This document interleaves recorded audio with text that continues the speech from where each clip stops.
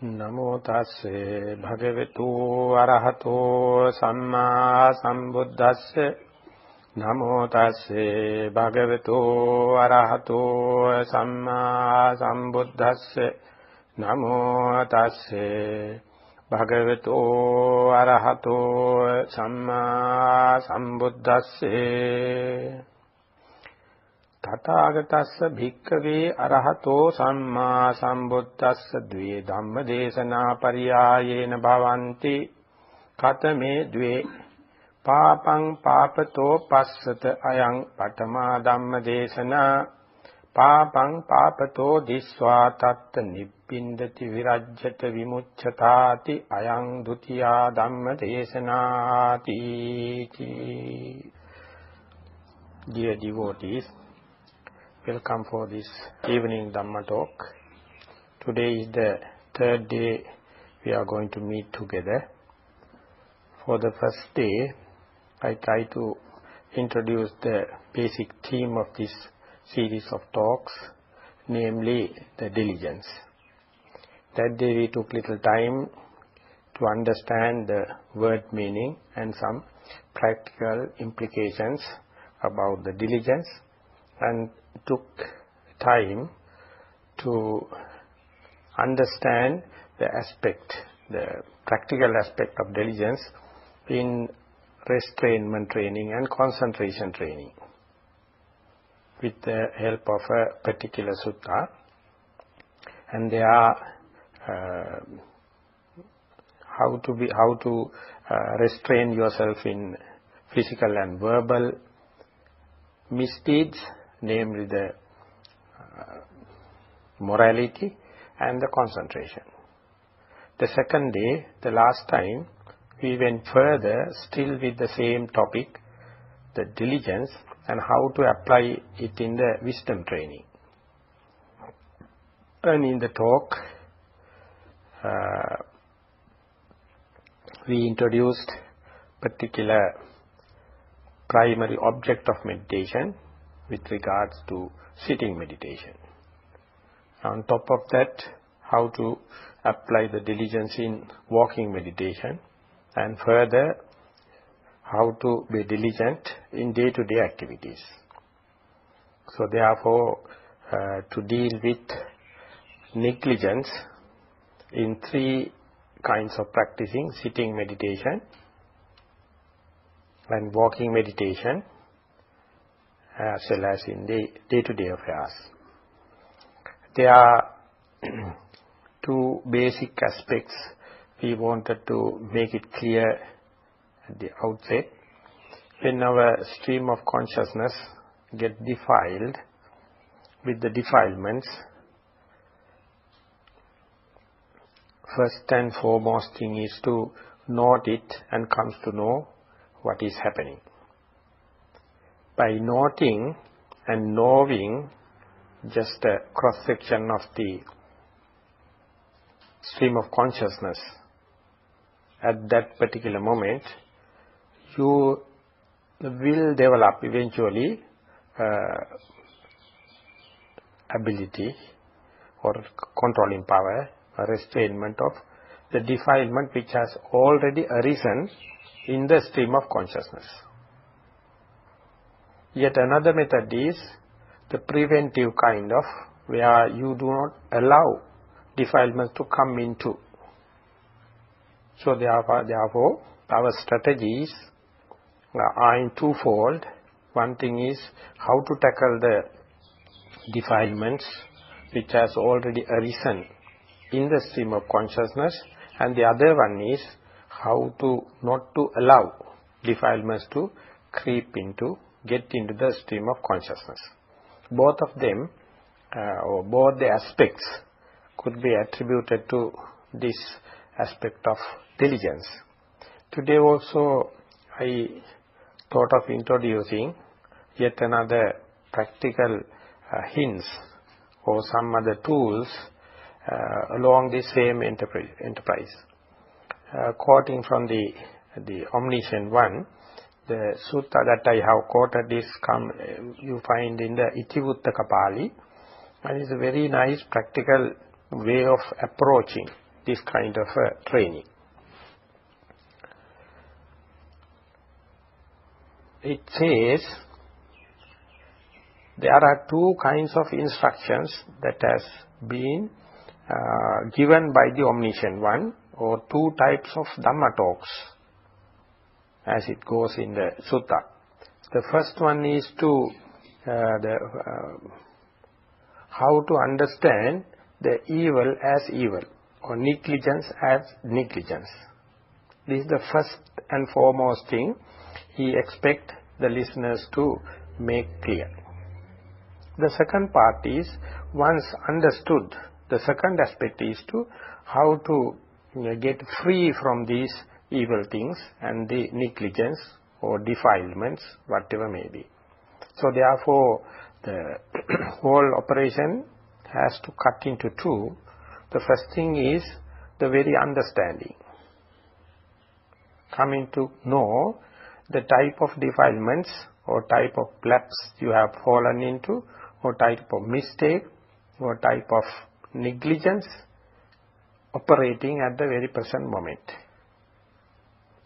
The second aspect is how to deal it with, how to get rid of them, how to be free of them is the second aspect. So this appearing in the at the very appearance, it won't make much of a pragmatic contribution, but when you are go in detail with this kind of a approach in sitting meditation and walking meditation, and specifically into day-to-day affairs, you will find this is a very good pragmatic way of tackling a problem. First, see the evil as evil, but red-handed, while it is working, while it is functioning, while it is operative. But don't react. Be choicelessly aware of what is happening. And the second part only, or second thing is to work along with, to get rid of that. Be free of that. Often when we are not trained much in insight meditation, we get mixed up these two, whereby whenever you happen to see any kind of evil or negligence or lapse or any defilement, you immediately react. And then onward, your simple mindfulness lost. Your present moment is gone. And then you are just becoming a reaction, and then onward everything go beyond control. So therefore, this kind of seeing evil as the first step, and the second aspect of dealing with it, how to get rid of it, how to be free of it, is applicable in the very high potential kind of training. Not at the very low level, but low level also you can see the model, you can apply the model, but once you get trained in this wisdom kind of training only, you can apply this tool even for this restrainment on the morality and the restrainment on the concentration training. So today I am going to take time to see the possibilities, how to use this tactic of application of diligence in twofold manner, in our sitting meditation, in our walking meditation, and specifically in our day-to-day affairs. For example, as we agreed last time, once you sit comfortably and with a durable posture and a relaxed muscles, and you just observe your sitting posture. That means you are taking the mind to here and now. The here means the whole body posture, and the now, the present moment. So when you give little time, 1 to 2 minutes, you can feel sitting, or you can feel being. You are just being, or you are sitting. When the mind come up to that kind of a alignment, you may sometimes see the breathing process. Or otherwise, you may continue to see the sitting posture, or the sitting, or breathing. The breathing itself may be conspicuous or prominent at your tip of the nose or on the top of your upper lip, or otherwise some may find it is easy to catch at the abdominal movements, rising and falling. Whatever may be, out of these in-breath and out-breath, there are some perceivable signals, experience that you can feel at the end of the nose or below the diaphragm.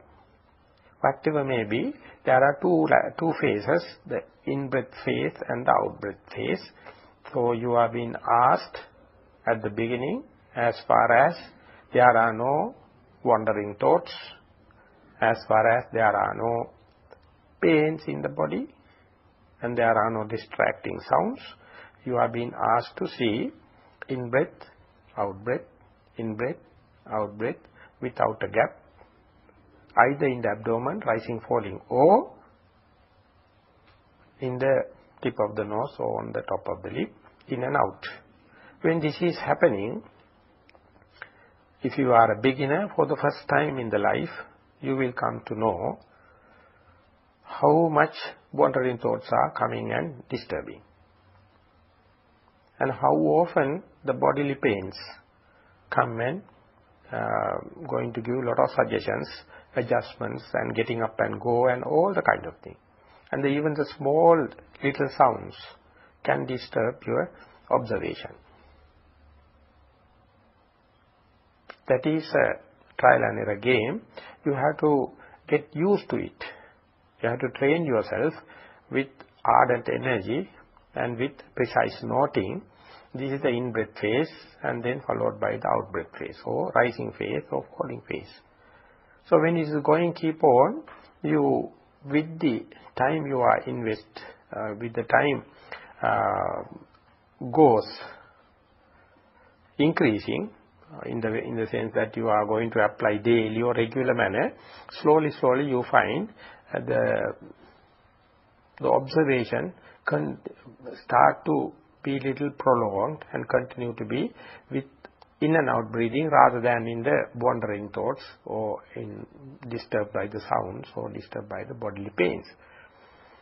But if someone is going to complain again and again on the wandering thoughts without giving any chance to see in and out breathing or rising and falling, then he has to consult the teacher and see what to do specifically with this thinking process or wandering and daydreaming.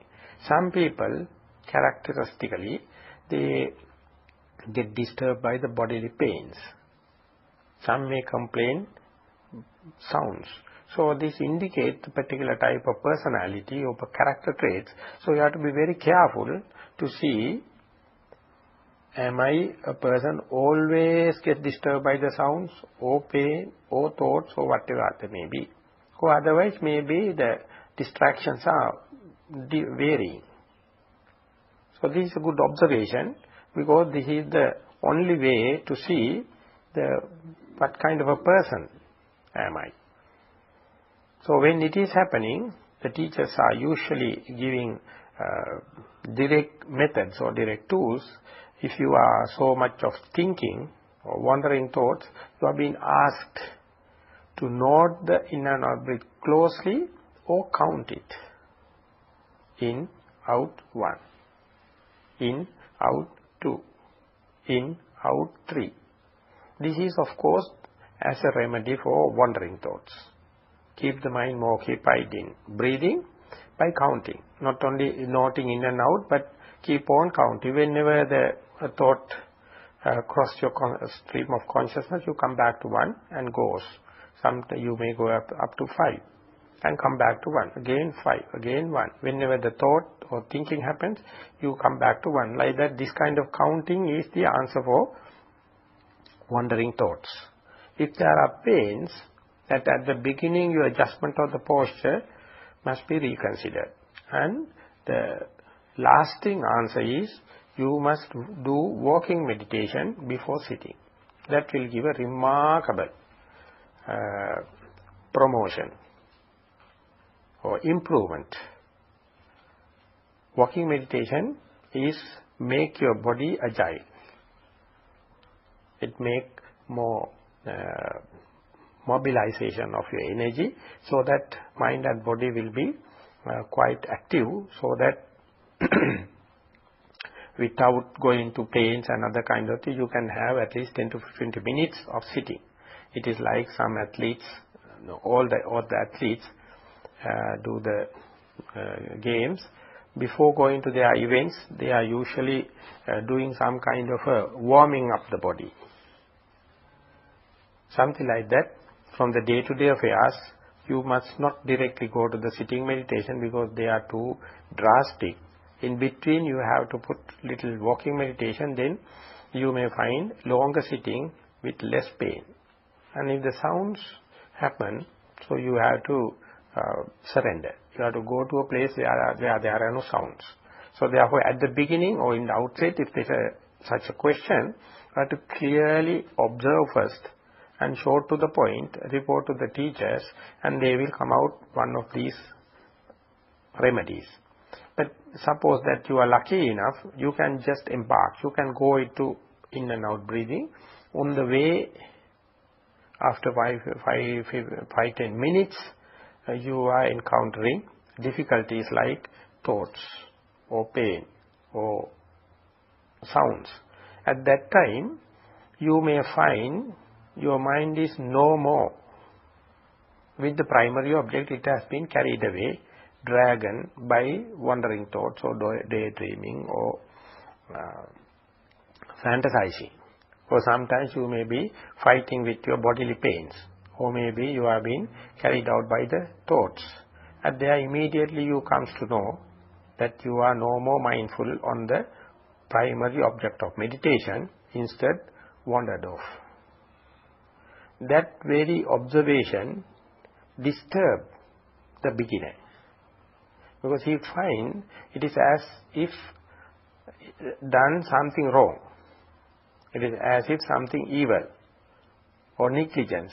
Of course, it is a negligence. Of course, a defilement has already arisen in the stream of consciousness, but the very core of the instruction or the idea or the suggestion the Buddha going to give by this sutta is not to get disturbed, but to know now your mind is wandered off. It is negligent, no more mindful with the primary object. So stopping at that level without reacting is going to give an enormous space, enormous gap, enormous relaxation to the person. But I have to say, it is a very difficult task for the beginner. But keep it in your mind as a tool. Whenever you find your meditation is disturbed by external thing, don't do two things at a time. Recognition of the disturbance as well as reacting to it, or try to correct it. These two are too much for the beginners. So therefore, you have to see whenever a thought or that kind of a disturbance happen, try to be aware of the disturbance itself. So in the sense, sometimes it is called, if the disturbance is going to be persistent, continuous, treat it like the primary object. Try to see the characteristics of thought, thinking, wandering, and fantasizing. Or if it is a pain, you know definitely that the mind is no more at the tip of the nose or in the abdomen. It has been already taken with the particular excruciating kind of a pain or unbearable kind of pain. Therefore, my attention has been dragged and taken into that particular point. And instead of rushing and taking the mind from there and going back to the primary object, you must be patient to see the secondary object as the secondary object, but treating it as if the primary one, so give the full priority. This is called papam papato passata. See the evil as the evil, but don't react. For this, many Westerners coin some good terminology. They call the choiceless awareness. If you have any particular grading or choice, what you would do is you are immediately going to pull your mind into the primary object, because usually you grade them as the first and priority thing, most important thing. Therefore, whenever you comes to know that mind has gone wandered off, your immediate reaction is to take it back to the primary object. But instead, if you can be aware of the secondary object without the choice or choiceless awareness, that will give a very good relaxation, very good space, very good distance in the meditation. And I would say it is very difficult with thoughts. But my suggestion is to start it with, if you have any kind of a free will, to do it with pain. When the pain happens, usually you treat it as an enemy. And you feel upset, discouraged, and try to come back immediately to the primary object. But in wisdom kind of training, specifically inside meditation or Sathipattana, first and foremost is to know what is happening, seeing the evil as evil. If you can stop at that level, I would say it's a very, very good achievement. For that, you have to be a little patient. And by listening to talks like this and discussing your practical questions, you will slowly install this idea into your mind. But even then, in the real situation where mind has been dragged, you may immediately react. But one day, you will click. You will come to know, it's the best thing is to know. I am aware of the evil as evil, instead of correcting. And the second part of the sutta, it says, once you have seen the evil as evil, the second aspect is to how to get free of it, how to get rid of such evil. So it is automatic. That is the most beautiful part of it. Once you come to know the evil as evil, you have no any active role to bring it back. It will be automatic. That is why I am telling it's a kind of a tool for very patient kind of people and advanced yogis. So when the thought happens, but I would like to take the pain, when the pain happens, and definitely your primary object has been dropped and mind has gone to the pain, and you all of a sudden come to know that the pain is the most conspicuous and the prominent thing, and you know something gone wrong. You are no more mindful on the primary object of meditation. And there, if you can observe the pain, definitely you will see the natural characteristics of the pain, whether it is a stabbing kind of thing, or burning kind of thing, or twisting, or it is a one single point, or it is many thousands of dots, or it is moving here and there, or it is located in the one particular place. Like that you will come to know the characteristic of the pain. And when it happens, the aggressivity of the pain naturally reducing, rather than you are reacting. So when it is going there, you find in reaction you are aggravating the pain. In the silence observation, this choiceless awareness, you are going to take kind of a restrainment, kind of a control, kind of mastery on the pain, particularly in the small pains, not the very big unbearable type. But more and more the practice goes on, your threshold value of this forbearance and the resistance increases. And there you get a chance, either now you can shift the attention to the primary object or be along together with the pain. But if pain is going to reduce, definitely you will get a better chance to go back to the primary object. If it is going to increase, maybe enough chances like that also, you will at least come to know now not only one split second, you know the behavior of the pain. At the beginning, start, you do not know. You know all of a sudden, you are awakened to the pain and you are patient enough to just to see few thought moments, how the pain increasing, and that happens under the nose. It is called first-hand experience. It is called personal experience. No one can deny it. So it is called one of the foremost understanding of the pain, and it's a result of your insight meditation.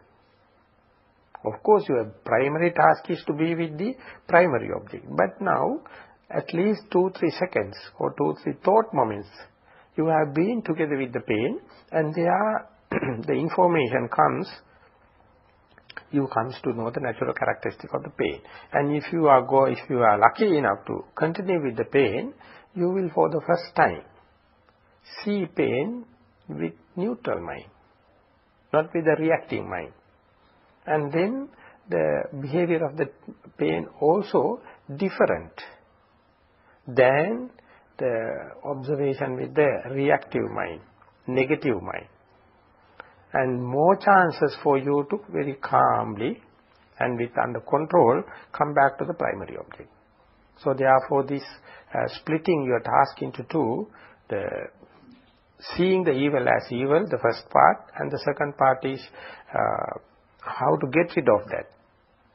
Out of these two, specifically the commentators, they have commented the very first part where seeing the evil as evil is the most important, the second is not. Second part is automatic. If I am to cite an example, we'll say there is a housing scheme, and during the daytime all the elders leave the place and they go for their jobs to the office, and place is quite vacant, and therefore we'll say a burglar used to go and loot the houses. So when someone go and lodge a complaint with the police, and the police, what they are going to do is going to have a criminal investigation person with the civil attire and observe what is happening. Have a surveillance, have a supervision about the place, not with the uniform, not with the police powers. So the day he comes to know a suspectable person, he must not rush to the person. He must keep on information about the particular person, from where he comes and what the kind of behavior and what kind of a person. So he keep on accumulating the information about that particular person, and then he has to go to the police and give the information, and the police only can implement it under their jurisdiction. The particular the CID person, criminal investigation detector, has no powers to seize the fellow, and he will just an evidence, witness. But the police, with the strong witness, they can do. But the beautiful part is, whenever the burglar, the robber, comes to know he is under the surveillance, that is enough. He will not wait the police to come and tackle it. He knows what is going to happen. So therefore, first and foremost thing is having the surveillance. Exactly when you are going to attack another country or another frontier, basically you set spies. And they go in the civil and try to see where the fortress, how the water sources, where are the ammunitions, and how are their transport, and all the long time they have to keep on observing. With that observation only the strategies can be planned, and then it is under control, thing can happen. In the agricultural sector also, when there is a big implementation programs, what they do is, first and foremost, they do the feasibility report. They do collect all possible data, and then tabulate them, and then only the decision making and the implementation and the financial aspect, everything takes place. Therefore, there's a kind of a stage-wise implementation and have more probability for the success. So exactly the same way, we usually react only with our past perceptions and with the social norms which has been imposed upon us, rather than with our direct experience, with our direct observations. So therefore, primary object, we take it as our basic datum line or the basic stage, whereby there, as far as there is no disturbances, you take the natural characteristics of the primary object. What is the difference between in-breath and out-breath, and as it goes, what is the beginning and the middle and the end of the in-breath, and what is the beginning, the middle and the end of the out-breath. So as far as there is no hindrances or difficulties or evil or defilements, you keep on accumulating data on the primary object. Whenever the disturbance happens or distractions happens, you have to be patient to get the particular data about the distractions. So in both the cases, there are some laws or there are some norms happening. Whatever the object, the primary object or the secondary object, whenever you comes to contact with it, it has already arisen. Therefore, you can't see the beginning. You see only the middle. It has been already manifested. But with the continuous observation, next thought moment, when it is arising, you are ready and observe it. And again, third time, fourth time, consecutive observations only, you may see the very beginning of it. So therefore, you have to see the same object for long time, then only it is coming back to the beginning. So in other words, you are bound to see the middle if you are hectic, if you are rushing, if you are changing the object, if you are impatient. But if you are patient enough to see the object again and again, the tendency is to see its beginning. And once beginning becomes assured, and then you see the beginning and the middle, and later only the end of it you can see. For with long observation only, you can see the beginning, the middle and the end of any object. When that happens, your attitude towards the object is completely changing. It is evolving, dynamically, dramatically changing. Because so far we have observed many things, but only the middle, and quickly we are rushing and reacting, and therefore we do not have enough data to make a lasting decision. But we are being compelled due to the time and as our untrained nature of the mind, we are making quick decisions. But in the wisdom training, you are being asked not to rush to a decision, but to collect more and more information, natural characteristic of either the primary object or the secondary object. When this is happening, you are losing the power of past perceptions. Instead, you are going to base your decision-making process on the then and there information. And that is why the object can't influence upon you. Instead, you can have a control, you can have a kind of a mastery upon the object. So therefore, whether it is primary object or the secondary object, whatever may be, you have to be patient, not to rush, not to make a decision, not to react. That unreactive and the silence observation is a remarkable characteristic of the mindfulness. So therefore, whenever the disturbance happens, you must not worry. You must not get disheartened. You must not be disappointed. You must take patience, to be patient, to see what is happening. When this is happening, in the sitting meditation, definitely as I mentioned earlier, the primary object and the secondary objects both going to give more and more information about their intrinsic characteristics, natural characteristics. When in the walking meditation, you may see while you are walking, specifically in the middle of the walking path,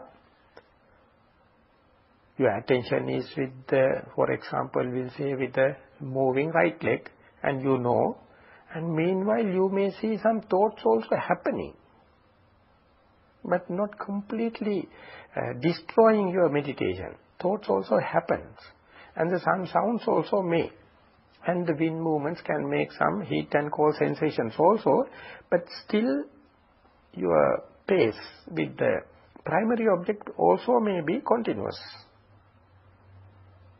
So when with this happens also, many yogis come and ask, where should I place my attention? Should I concentrate upon this primary object, or should I go and note each and every disturbances, name to be named something like walking, thinking, hearing, and sensations like. But here also, to have this choiceless awareness, while doing walking meditation, while being aware of your right leg, you can be aware of these thoughts, of these sounds, of these sensations, but be choicelessly be aware. This will give the very good confidence and good concentration power. With among the other disturbances, you can just maintain your primary object, something like tightrope walking. It is difficult at the turning point, but in the middle part of the walking meditation, if you have a regular or standard kind of walking path, you can experience it. And when you apply that into the sitting meditation, also you may experience, while you are experiencing very well the breathing, the thinking happens. And sounds are coming and going. And some sensations are always there. But due to your first training of undisturbed nature or choiceless awareness and silence observation, you are not going to make it trouble. You are not going to react upon that. You try to be aware of it. And when this happens, you can say, you are the person disturbing sounds, not the sound disturbing you. And the thoughts are not coming to disturb you unless you disturb it. So therefore, to get that distance, you must know the value of this choiceless awareness. You must know the value of silence observation. The second talk, in the second talk, I just gave an example in the sitting meditation. Once you recognize your primary object, when you are observing the primary object, you must be like a person sit by the side of a river or sitting on a bank or in the bridge, and you just see the flow of water. Don't fork your fingers or the leg, then water will get disturbed and you will get wet. Instead, you have to just observe, this is the inflow or in-breath, this is the out-breath, this is in-breath, this is the out-breath. And on the water, definitely you may see some flowers and leaves and any other excrement, whatever may be flowing with the water. You can have a distance observation. That observation give information so that you will be patient more and more. The disturbance will not be disturbing. That is why they call don't trouble, still troubles you.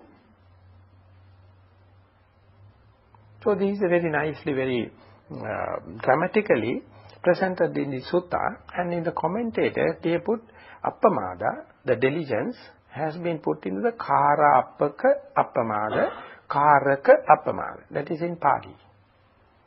Kara appaka means, in a sense, you comes to know now my main job is not happening. I am not more mindful. I am disturbed. Or I am wandering off. Or I am being carried out by the pain or sounds. But there is a kind of a sensation or kind of a sixth sense to say that I am off the track. That is called karapaka appamada. I am again repeating, this is happening for the diligent kind of a yogis, those who have good enough experience with mistakes and still looking forward, definitely they will come to know, now I am no more mindful. Instead I am thinking, or I am distracted by a pain or thought. But that much you know. And the commentators and the experienced teacher says, this is the most important thing. You know you are not mindful. You know you are not perfect. For that you have to be very loving. You have to develop the metta or loving kindness to you. This is the first time maybe that you are seeing yourself at a distance. Of course you are not mindful, but you know you are not mindful. And that we give that little space whereby you have a chance either to correct it or to entertain the same thing that you know you are not mindful. So this is the most important part in the day-to-day activities. You may have a few tags, saying that when you are doing your private jobs like brushing your teeth and going to the toiletries, you can have the pointed time, this is time for my mindfulness. So you do it patiently and slowly, and there are, as far as no other disturbances, you may successful. But when you are in the office or you are traveling, they are driving the car and all the kinds of, many people cross your road. And there you lose your temper. Or sometimes you develop a huge amount of desire for some kind of thing, or some kind of a hatred, or some kind of a bewilderment in your mind, or hazy mind, or sloth and over, all the kind of thing, whatever the name you are going to give, the mindfulness have a chance still to see that you are under the influence of the desire. You are under the influence of the hate. You are under the influence of the bewilderment or sleepiness. So that very moment is kind of a revolutionary kind of thing. Got to stop at that level and entertain, maximize that moment as long as possible, instead of rushing. So if you understand what the message being communicated, what is the most practical part is the day-to-day affairs. When we are introducing this moral, when we are introducing the moral shame and the moral fear kind of concept, we are become so self-conscious. Immediately when something goes wrong, we feel we are responsible to be discouraged. We are responsible to be disappointed. We are responsible to correct quickly. So that is the point you lose the game. It is may or may not true in the moral training. May or may not be in the concentration training, but you have an open ticket, open license. In the wisdom training, you are not responsible. You are responsible to see it in the two stages.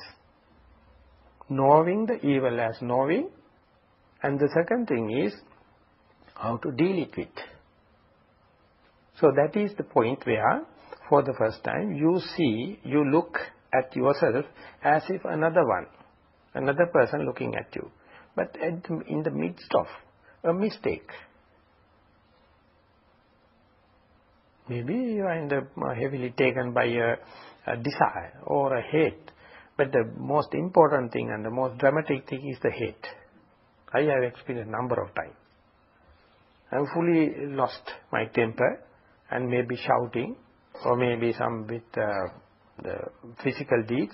But all of a sudden comes to know, now you are no more a man. You are like a devil, working like with so much of anger. But soon you come to know, you break laugh. You develop a kind of a sarcastic smile within you. What kind of a person am I? And completely the influence of this hate. And immediately, once you come to know, that it will do the rest of it. How to reinstall in the normal norms. It is happening, but how to be aware of under the very influence of hate or red-handed catching the fellow is a very dramatic thing. Once it is happening, you will not go for teledrama. You will not go for films. You will see everything in the day-to-day life. And the one-man show. double action, triple action, and you will see how many masks in day-to-day you are wearing in different situations, and you think you are efficient. I am telling you are inefficient as far as you do not know you are wearing a mask. The day you comes to know how many masks you have, you will laugh at. And you will see how many impressions people are transferring each other. How can a direct communication takes place? Because we are talking mask to the mask, not to the reality. And even within, your heart and the brain will never communicate. Because they have their own images. They are reacting image to the image, not to the reality. Because we are rushing. And the inner chatter is the answer. The commentary, or giving comments on what is happening again and again. So once this game being split into two, seeing the mistake as mistake, see if the negligence as negligence, seeing the defilement as the defilement, that is called you are cleaning the stream of consciousness once defile already come. And the second part is cleaning that very thing, and I am not going to deal much because it is automatic. Because at the beginning, before the concentration, the wisdom training, you have done concentration training and you have to do the restrainment on the moral. These kind of thing already set the what is correct and what is wrong, what is good and what is bad. And it works automatically. But here the game is to introduce that you are on the wrong moment, or wrong, you are in the evil and you are in the negligence, but you are very well knows this negligence. So when it happens, again I am reminding the normal way or normal norm, the law going to work, you are going to see the very base of this evil thing. So that is why in the Vipassana Jnana, there are very specific stages they are developed in the latter part of the meditation. This is the very first jnana is observing the mind and matter separately. The nama, rupa, limiting the name from the materiality, corporeality, the materiality. When it happens, you see both in their middle, not in the early part, not in the beginning, you see the middle. Once you go to the second jnana, that is Paccaya Pariggaha, you see the beginning and the middle. And that is the place where the dependent origination and all the great philosophical explanation of the phenomena comes to know. So seeing the beginning of anything, whether it is primary object or the secondary object, is a result of not observation of one split second or one thought moment. It's a consecutive observation of thought moments. Then only you are opening the door to see the beginning of it. Because the first and foremost you see something already arisen. On top of that, without a reaction, choicelessly, you are very keen, very observant, very vigilant, very mindful to see what is happening. Do not react. If you are going to react, you are losing the chance to see the next moment with its beginning. Once this mechanism works, only the beginning and the middle comes to know. And if you are going to continue, ultimately you will say the beginning, middle and the end of it. End is the how to deal with that particular kind of defilement that you have already noticed. So when that happens, when you are going to see the beginning, the middle and end of the primary object, beginning, the end and the beginning, the middle and the end of the secondary object, everything. So your mind is so become absorbed, it is called you are developing a momentary kind of concentration, not the conventional kind of concentration. Whatever the object happens, how fast they change the facet, your mind becomes so mobile, your mind becomes so agile, your mind is so mobilized. The influence upon the object reduces, you can see the phenomena, the beginning, the middle and the end. That is one of the maxim in the Vipassana meditation or inside meditation. Anything that if you can see the beginning, the middle and the end, you are the master. If you lose either the beginning or the end, the defilement will influence, it will master you. So therefore you have to be very patient and accept all the mistakes. Therefore this whole method is called trial and error method. And for that, no one is disqualified. Everyone, those who are doing all the mistakes, are fully qualified to do vipassana. Because this is the only source for you to get hooked up with the samsara, and this is the only source to get out of samsara also. But the reaction, that is the worst thing. So not to react, you have to listen. Not to react, you have to think about, you have to digest this idea. And you have to not to react one day with all the mistakes. You have to be patient and observe what is happening, and then only, and you will, according to the Dhamma talk, it appears like that you are going to see the beginning, the middle and the end of the disturbances, not it exclusively. Sometimes it's the primary object also you can see. But with my experience is, and my practical observation is, basically you develop mindfulness with your mistakes. Mistakes are good teachers. So therefore, if you are going to teach someone mindfulness, if you are going to teach someone the insight meditation, you can't impose upon that. You have to share with him. You have to accommodate everything, totality. And then only introduce the method. And then if he is wise enough, he will not adjust anything in the life. He will do the same way of life. But only thing is, he has the special searchlight open. That is the mindfulness. Everything happen as much as possible under the light of mindfulness. Mostly you see, you will come to know many times you are not mindful, and that is the highest achievement in your meditative life. You know you are not mindful. Don't worry. It is nothing to be discouraged about. Or otherwise you will see your bad traits. You will see your weaknesses. But under the light of mindfulness, all the weaknesses become benevolent. For an example, in the kitchen you are having lot of things to throw away, and in the house and the garden, whatever the organic matters you are throw away, if you keep it under the darkness on the corner of the kitchen, it will putrefy and make a bad smell. And it will make the germs. But if you put under the sun, immediately all the pathogenic germs will be killed, and only saprophytic will come, and it will become a compost.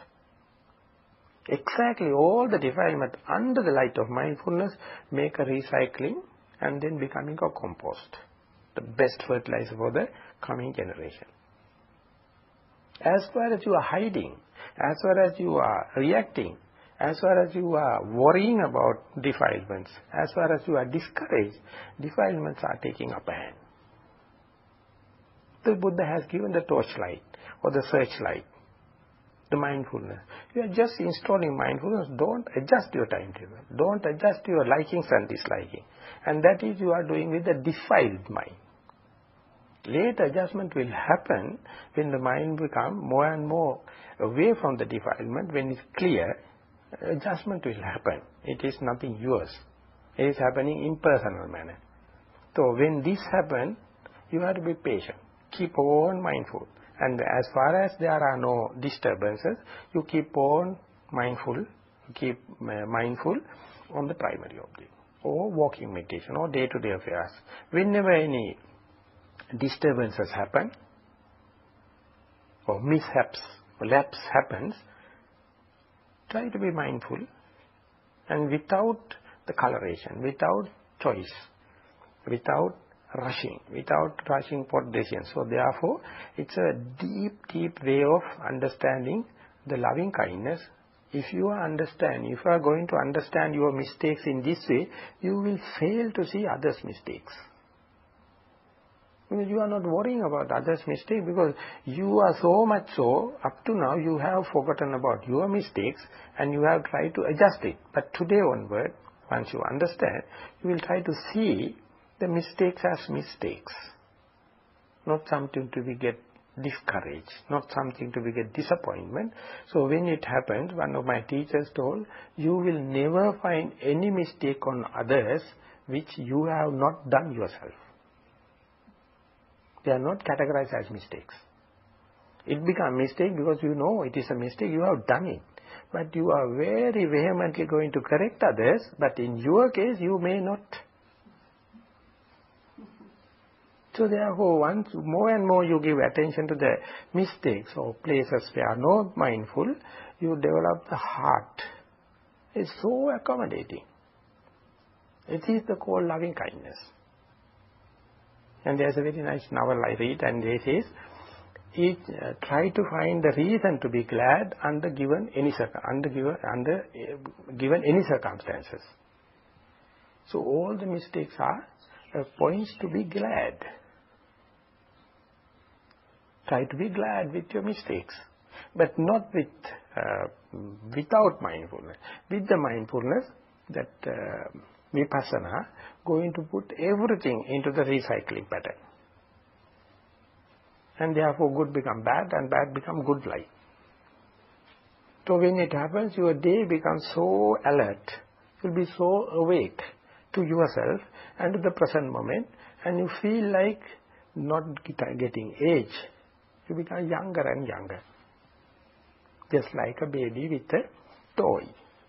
Forgotten about everything. And just be at that moment with the toy. Just a butterfly in front of a flower. Or a bee in front of a flower. Whether it's mistake or correcting, never mind, you are mindful. That is the way the awakening happens.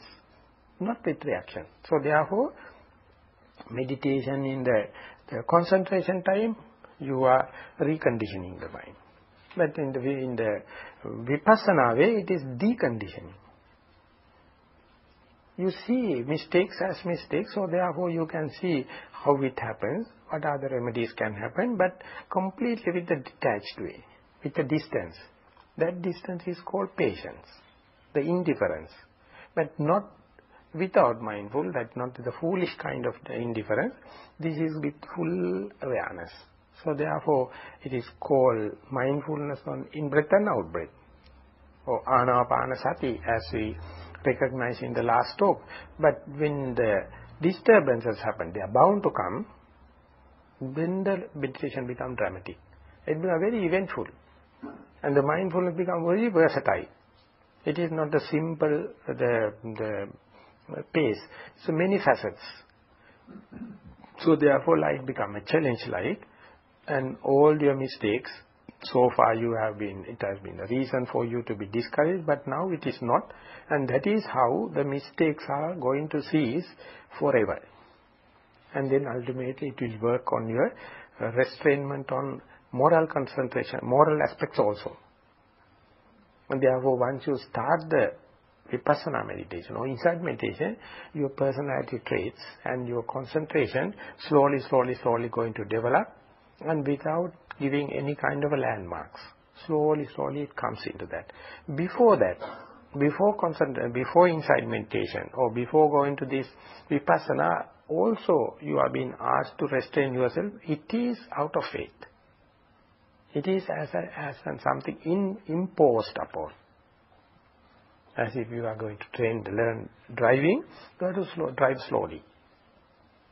But the way it happens with the help of insight meditation is so organic, so immediate and so profound, and it's irrevertible manner. Your manners and your likings and dislikings slowly changing, and ultimately you will find your concentration power, the pure concentration power also changing, because if you are not fighting, if you are not reacting to the secondary objects, you automatically find your chances to be face to face with the primary object increases.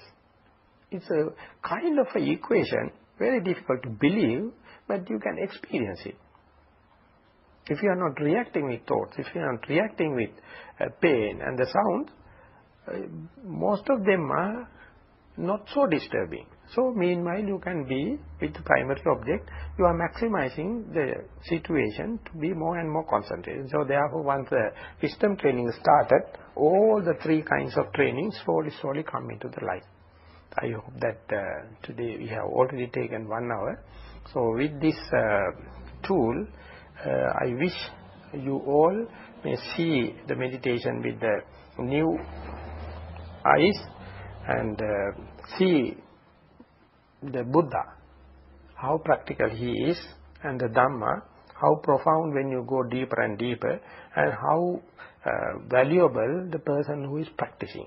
So with the help of this, all the triple gem, may your faith, the energy aspect, the mindfulness, concentration and wisdom proliferate, and you may attain what you wish in this very life. Thank you very much.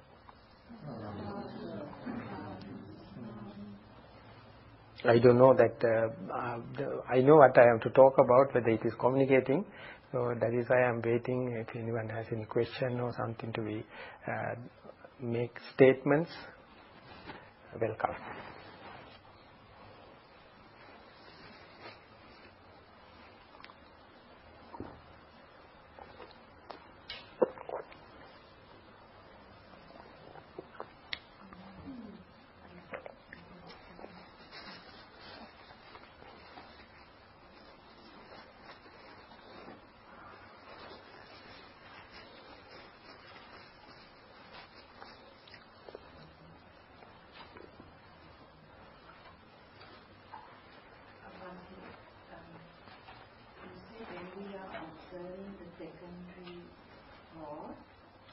Object, example thought, we observe the middle usually, and then we react. When you say that, does that mean that we get angry or we get desire, or what is this reaction that you are talking about? So when the anger comes, we feel that we are meditators, we must not be angry, we must have to get rid of that. We try to, instead of learning how the anger comes and how you become tensed and all the kind of thing, you try to get rid of that. That is the reaction. Instead what you have to do is, see the characteristic of anger. When the anger comes, how is the anapanasati? How is going to work? Like that, your behavior, you can observe, if you know, now I am out of the track. Instead of going to get rid of the secondary object. So if one is practicing mindfulness, I can't say I can do it all day, but I have times in the day when I try to practice mindfulness. And so if when one is doing that, I understand, sometimes I know I'm failing, yes, and I feel disappointed, right? I can even feel a bit depressed, if you like, it's perhaps too strong. I'm aware that, to me, in some way I'm failing. Yeah. So you're really saying, look at that. Disappointment also. Look at that response. Yes. Stay with it. Yes. Don't reject it. Don't rush. Do not try to act upon that. See this face. And then you can see that the reason is lack of mindfulness or the absent-mindedness. The consequence is you are disappointed. And therefore definitely you are 2 steps away from the primary object. That you are, first thing you have lost the primary object, and the secondary object is you are disappointed. So you can see these are happening in a particular manner. So if you observe it, second day also you will observe, third day also you will observe. So ultimately you will see you have a chance either to get depressed or not. I see. So space will come where I can choose. Yeah, you have the choice, but at the beginning you feel no any gap between. That's happening like a plate. Yes. But later you find lot of thought moments are there. In between each and everywhere you have a chance. That chance will be disappeared if you are rushing. But if you see step by step, you find lot of cleavages whereby you can impose later very carefully. Either you can be appointed or disappointed, whatever may be. So perhaps you're suggesting that most of us can practice really careful mindfulness only for certain periods of the day, and that tell me if I'm wrong, like I have the feeling that if one can practice very carefully and very slowly for certain periods of the day, it's probably better than trying to be sort of a bit half-hearted about it for a long time. So if you set yourself up with some times of the day when you really... No, that is not the idea. No. Basically, you try to be mindful and you feel fine. Some areas are easy to be mindful, easy to slow down and that kind of thing. Where the penetration will happen. Other time, you know you are not skillful now. You are not trained enough. That time yet to come, you want to answer that kind of question. So that is why when you are given a mathematical question, you are being asked to deal with the easiest question. And then you develop the confidence and then slowly go to the deep. Yes? I want to ask, is awareness of the secondary object the same as mental analysis? By that I mean, there are times in which you can just become aware of something like the breath, and then there are times which you actually start speaking, so to speak. Alright, my breath is going in, my breath is going out. This is called labeling or noting. Yeah, noting as opposed to just kind of seeing this. Are those the same? No, not analytical. Analytical thing is not being promoted. You are just to face it, facing it, be with it. We'll say if it is when the breathing happens, the labeling is to say you are not in the out breath, you are in breath. Therefore, you call in.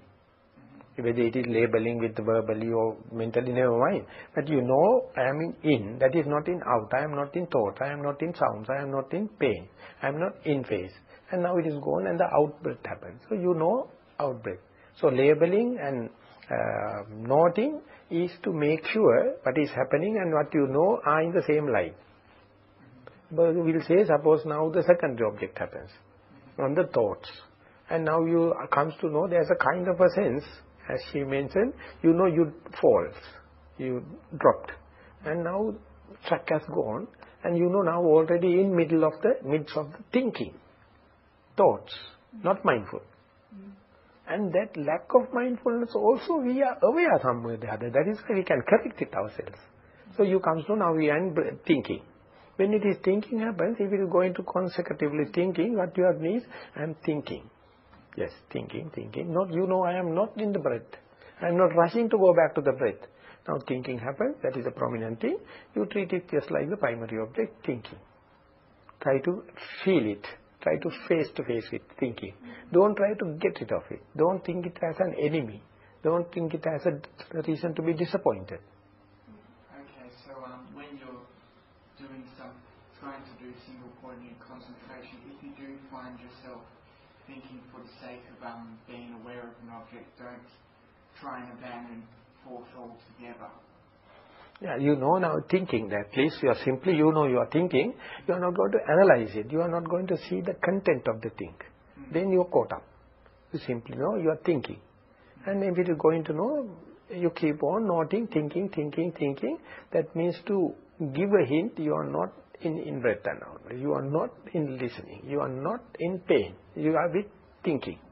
When this is happening, if you are going to further, then with the long observation you will see you are associating more with the past thoughts, or you are more associating with the future planning, or your thoughts are more with hate, or your more thoughts with the desire. Kind of the pattern of the thought will come with the long observation.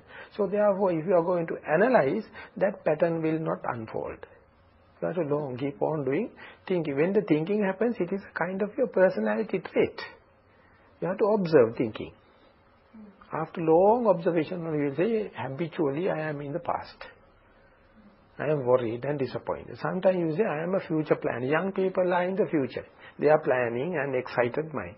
The older you become, you go to the past and become disappointed with the mistakes. Sometimes the hate-based. Sometimes the desire. So these things has to be observed undisturbed. Don't try to have a preconceived idea the hate is good or bad, or desire is good or bad, past is good or bad. No. You try to let it manifest. Passively you are silently observing. It is like the doctors are being asked to be clinically detached from the patient. If he is going to clinically attach with the patient, he can't do the operation because he will feel the emotions and all the kind of, he has to get the distance. Likewise, you are thinking, but still not analytical. You are going to get a distance. Ultimately, you will see the basic pattern, basic trait of your thoughts. That there is no machine in the world to check that. You have to do it. On the spot, you have to be aware of it. And then only slowly you comes to know, who am I, simply.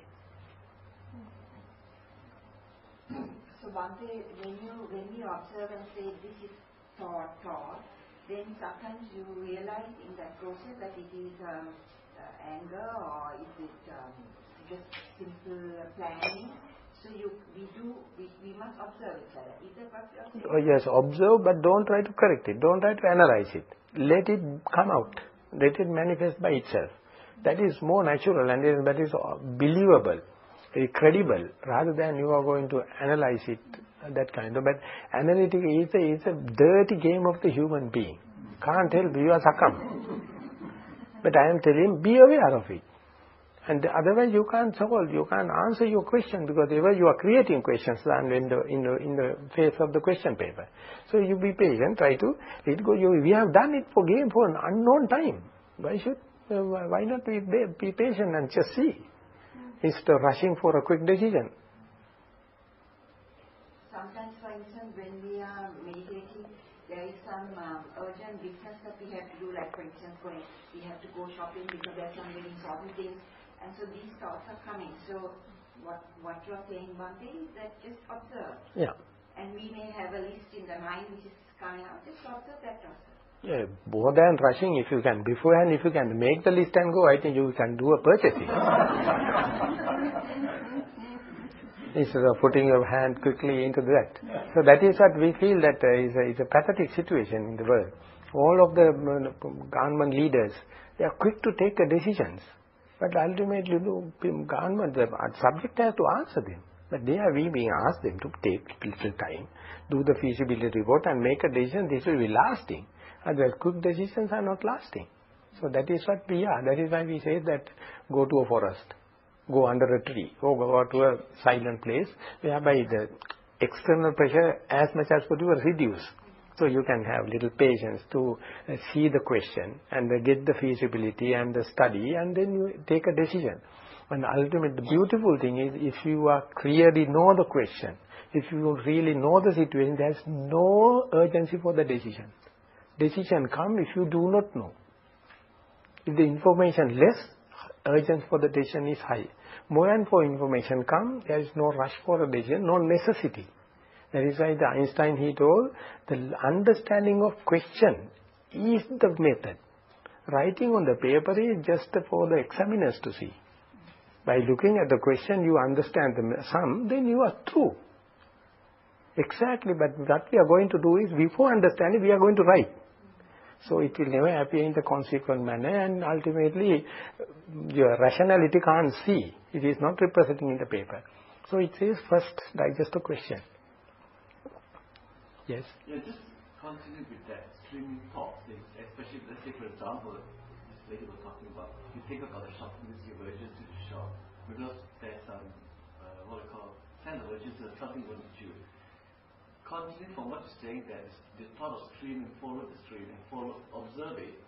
So shall I say that, from what I understand from him, is that we observe it, so this is an urgency in my mind that's bothering me. So I address it, I see it's a thought I need to do, and these are things I need to do. So I recognize that this is a thing I will have to do once I wake up from my meditation, and then say, okay, now I finished that thinking, now can I go back, tell myself to go back to my breathing. So is that a process of transiting from one thought to another thought, and then focus on the breathing as a process to do?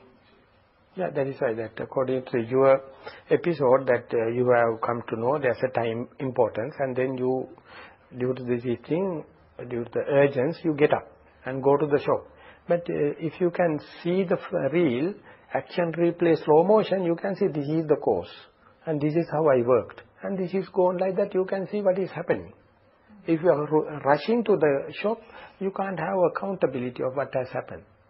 If you are patient enough, accountability happens. Like that now, in the cricket, there is a third umpire. You know what I am talking about? And there is just a video camera. When something goes wrong, they put action replay slow motion. not necessarily. You can easily see where something goes wrong. Because other people are human beings, they can do mistakes, but the camera is not.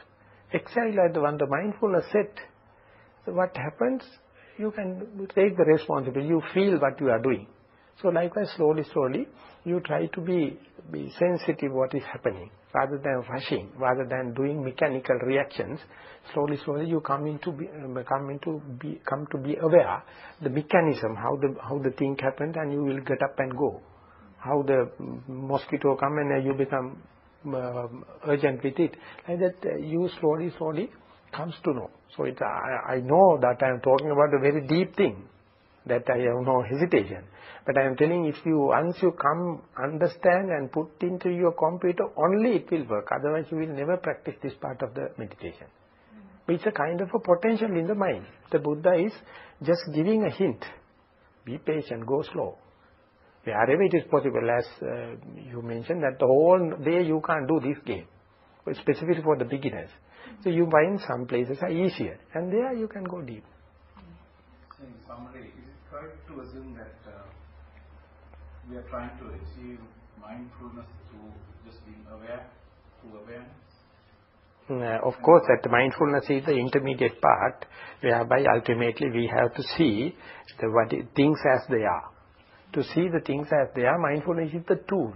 Without the mindfulness, you assume things rather than observe and be aware. So mindfulness is a good kind of a stage whereby you can see.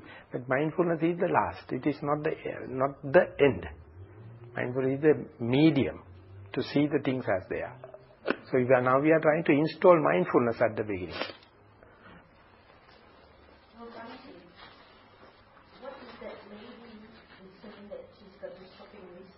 Yeah. And she keeps being aware of that. Yeah. And what if she keeps lingering on it and keep proliferating on it? Isn't that sort of getting lost in that thought then? Yeah, of course, that at the very early part, she would have sit, or either in the day-to-day affairs, she would maybe doing something, and all of a sudden a stream of thought came about the shopping.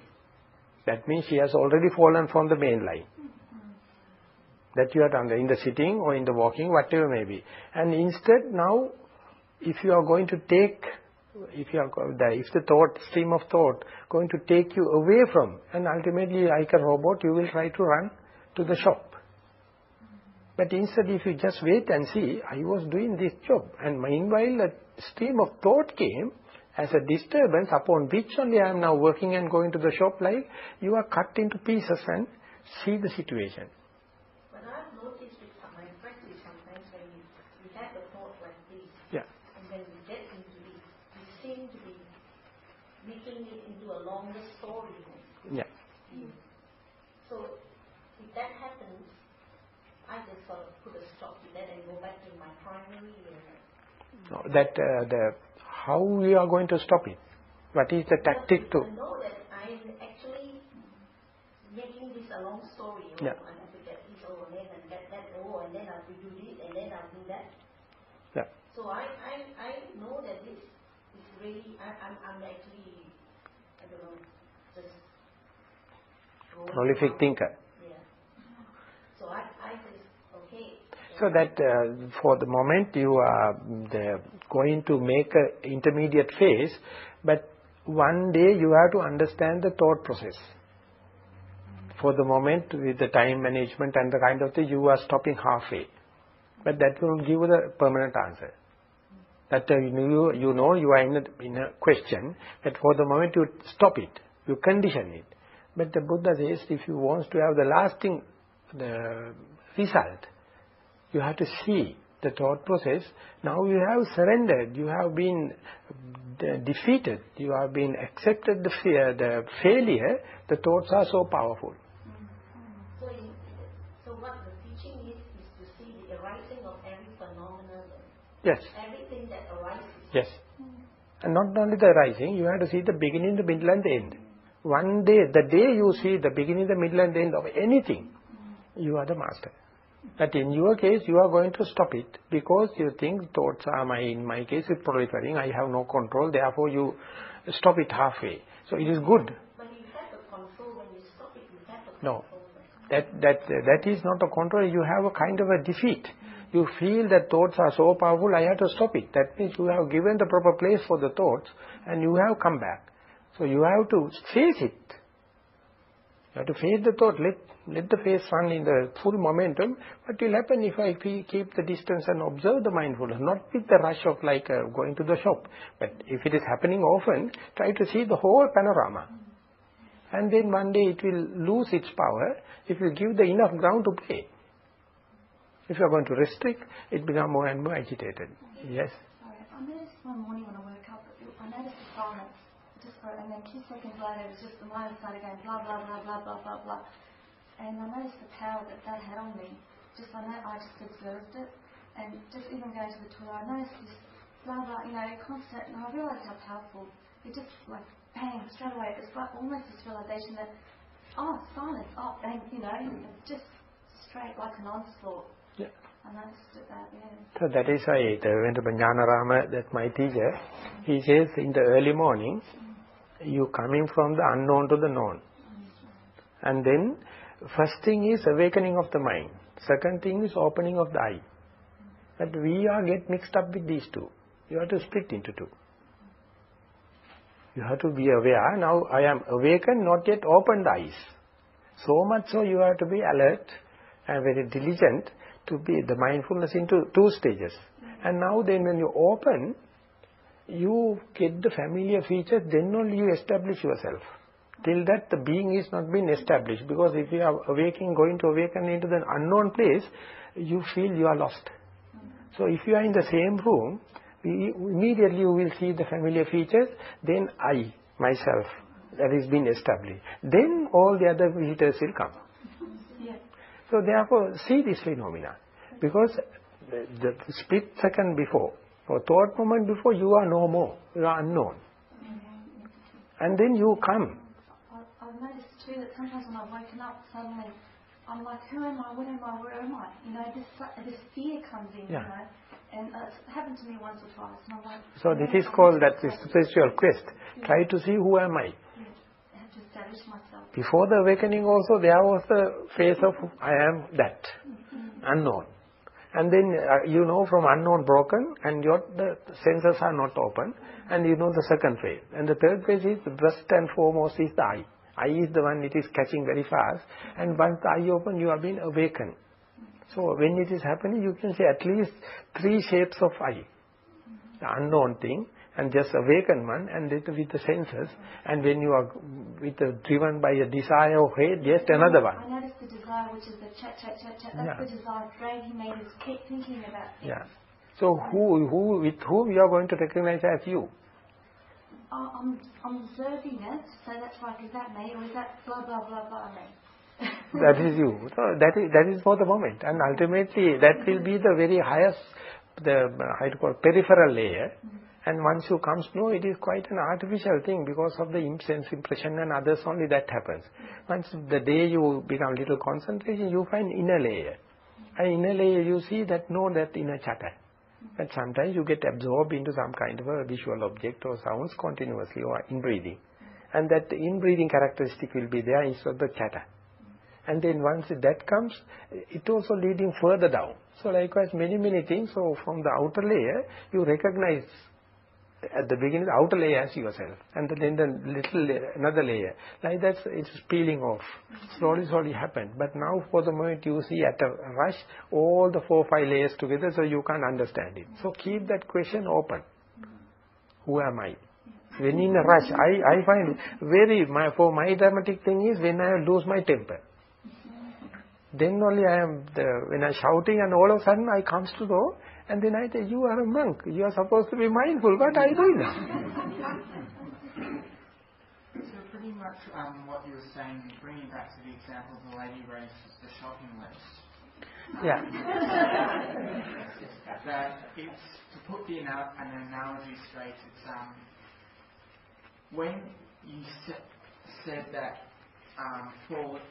falling into the stream of thoughts, and then suddenly becoming mindful that you've fallen into it, and then trying to go into a different focus. You said that was a defeat. What I'm getting at is, so you're saying pretty much rather than becoming aware that you've fallen into a stream of thought and then suddenly try and divert to a different stream of thought, you take yourself out of the stream and then just see how you fell in to begin with. So it's kind of like you've fallen into once, to put the analogy, I guess, it's like a river. You've got two rivers and then there's a bit of land in the middle. So rather than immediately you're flowing down one stream and then you realise you should be on the other, so rather than trying to jump over to that other stream, you go onto the land and then you go into the other. Yeah, that the land, that is the stage you are going to see. Yeah. But I am telling you that when if you are in a rush, if you are things happening in the very fast, you see all the thing in the mix, you can't take any decision. Observe stage by stage. Anything you can at least cut into two. And then again two. Like when you see the situation, many cleavages are there. You can impose your will. You can have your mastery. But if you are going to say in a rush, very difficult. You find you are the subject and you are the slave. You are caught up with. So if you slow down the process, of course in that situation it is, she is not giving the chance to slow down because situation is very rush. But that is not the whole day. You may have sometimes, you are yourself. There is no rush like that. And there when you are slowing down, you see the impingements, the eye, nose, and in the sense the pictures and the sounds and all the kind of thing, they always try to drag our attention here and there. And we are succumb to that situation. Ultimately, we exhausted. At the end of the day, we are exhausted. But when it is happening, if you can see very carefully, without reaction, you find many the cleavages in between of the thought moments. Without getting disappointed, without getting tensed, you can observe as if someone's thing. Looking as if someone get a distance. And once you get a distance, it is just a teledrama. Of course, you are also acting, but you are also the observer too. So, in the mindfulness it says, when you see the game, don't try to feel. You try clap in the audience. Don't go into the stage. Like that you just put it in the objective manner. You can see the subjectivity in the objective manner. So it is a kind of a twist. So I would say it is a very big or very leap in the insight meditation. At least you understand there is such capacity in the human mind, not the animals. You can't expect that in the deva or peta or in the yakka or nothing. Only in the human mind that capacity is available. Unless otherwise you mobilize it, you are just like animal. With the instinct you are reacting. The day you come to know, you realize the enormous capacity. So therefore it's a kind of a island-like. But it is not artificial, it is already within. Anyway, I feel that what I have talked has been little communicated. That much I am happy.